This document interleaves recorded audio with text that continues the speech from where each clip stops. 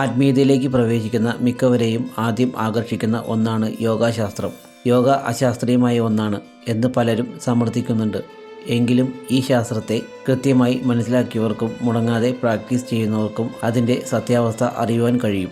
എല്ലാ മെഷീനുകൾക്കും user manual ഉണ്ടായിരിക്കും. എങ്ങനെ ആ മെഷീനിനെ കൃത്യമായും പൂർണ്ണമായും ഉപയോഗിക്കുവാൻ കഴിയും എന്ന് എഴുതി വച്ചിരിക്കുന്ന യൂസർ മാനുവൽ. ശരിക്കും നമ്മുടെ ശരീരം ഒരു യന്ത്രത്തിന് സമമാണ്. യോഗാശാസ്ത്രം എന്നുള്ളത് എങ്ങനെ ഈ യന്ത്രത്തെ വളരെ കാര്യക്ഷമതയോടെ പ്രവർത്തിപ്പിക്കാം എന്നുള്ള ഒരു യൂസർ മാനുവലും. ആത്മീയതയിൽ എത്തുന്നവർക്ക്, പ്രത്യേകിച്ചും കൗമാരക്കാർക്കും യുവാക്കൾക്കും ഉണ്ടാകുന്ന ഒരു പൊതുവായ പ്രശ്നമാണ് അവർക്ക് കൃത്യമായി ബ്രഹ്മചര്യം കാത്തു സൂക്ഷിക്കുവാൻ സാധിക്കുന്നില്ല എന്നത്. സാധാരണ ജീവിതം നയിക്കുന്ന സമയത്ത് ഇത്രയധികം സെക്ഷൽ തോട്ട്സ് വരാറില്ല എന്നാണ് മിക്കവരും പറഞ്ഞു കേൾക്കുന്നത്. സാധന ആരംഭിച്ചു കഴിഞ്ഞാൽ, പ്രത്യേകിച്ച് സൂര്യ നമസ്കാരം പോലുള്ള സാധനങ്ങൾ ചെയ്യുന്ന ദിവസങ്ങളിൽ അധികമായും ഇത്തരം തോട്ട്സുകൾ കൂടുതലായി ഉണ്ടാകുന്നു എന്ന് പലരും പറഞ്ഞു കേട്ടിട്ടുണ്ട്. എന്തായിരിക്കാം ഇതിനുള്ള കാരണം? ആത്മീയ സാധനം ഉണ്ടെങ്കിലും അഡിക്ഷൻസ് ഒന്നും നിർത്തുവാൻ സാധിക്കുന്നില്ല. എന്തായിരിക്കാം ഇതിനുള്ള കാരണം? നമ്മുടെ ശരീരത്തിൽ 7 ചക്രങ്ങൾ ഉണ്ട് എന്ന് നിങ്ങൾ കേട്ടിട്ടുണ്ടാകും. താഴെ നിന്നും നോക്കിയാലുള്ള 3 ചക്രങ്ങളാണ് മൂലാധാര, സ്വാധിഷ്ഠാന, മണിപൂര. ഇതിൽ മണിപൂര ചക്രത്തെ ഇംഗ്ലീഷിൽ വിശേഷിപ്പിക്കുന്നത് സോളാർ പ്ലക്സസ് ചക്ര എന്നാണ്. യോഗാശാസ്ത്രത്തിൽ പറയുന്നത് പ്രകാരം സൂര്യ നമസ്കാരം ചെയ്യുന്ന സമയത്ത് എനർജി ജനറേറ്റ് ആകുന്നത് ഈ മണിപൂര ചക്രത്തിലാണ്.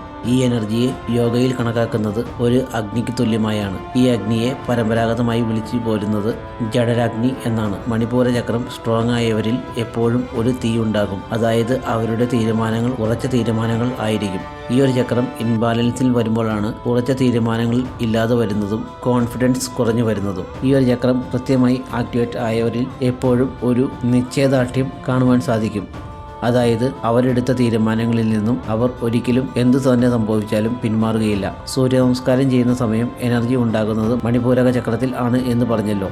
എന്നാൽ ഈ എനർജിയെ അവിടെ നിന്നും മുകളിലേക്ക് കൊണ്ടുപോകണം. അതിന് അടുത്ത സാധന ആവശ്യമാണ്. അല്ലാതെ സൂര്യ നമസ്കാരത്തോടെ നിർത്തിയാൽ അവിടെ നിന്നും എനർജി നേരെ താഴേക്ക് സഞ്ചരിക്കും. ആ എനർജി എത്തിച്ചേരുന്നത് സ്വാധിഷ്ഠാന ചക്രത്തിൽ ആയിരിക്കും. സ്വാധിഷ്ഠാന ചക്രത്തിൽ ഒരു സാധാരണ വ്യക്തിയിൽ എനർജി ഉണ്ടായാൽ അവൻ്റെ ചിന്തകൾ മുഴുവൻ ലൈംഗിക വികാരങ്ങൾക്ക് അടിമപ്പെടും. അവനിൽ ഉത്ഭവിക്കുന്ന എല്ലാ ചിന്തകളും ലൈംഗികപരമായുള്ള ചിന്തകളായിരിക്കും. ഈ എനർജി അവിടെ തന്നെ തുടർന്നാൽ അവസാനം പുറത്തു പോകുക തന്നെ ചെയ്യും. മണിപൂര ചക്രത്തിൽ ഉണ്ടാകുന്ന ഈ ഒരു എനർജിയെ കൃത്യമായി മുകളിലേക്ക് എത്തിക്കുവാൻ ഉപയോഗിക്കുന്ന സാധനങ്ങളാണ് പ്രാണായാമവും മെഡിറ്റേഷനും. അതിനാൽ തന്നെ സൂര്യ നമസ്കാരത്തിന് ശേഷം സമയം ഒട്ടും പാഴാക്കാതെ പ്രാണായാമവും മെഡിറ്റേഷനും ചെയ്യേണ്ടതാണ്. ഇവ മൂന്നും ഒരു കൃത്യമായ ഗുരുവിൻ്റെ കയ്യിൽ നിന്നും സാധന എടുത്തതിന് ശേഷം മാത്രമേ ചെയ്യുവാൻ പാടുകയുള്ളൂ. ഇത്തരത്തിലുള്ള ഈ ഒരു പ്രശ്നം എനിക്കും ഉണ്ടായിട്ടുണ്ട്. എന്നാൽ കൃത്യമായ ഗൈഡൻസ് കിട്ടിയപ്പോഴാണ് കാര്യങ്ങൾ വ്യക്തമായത്.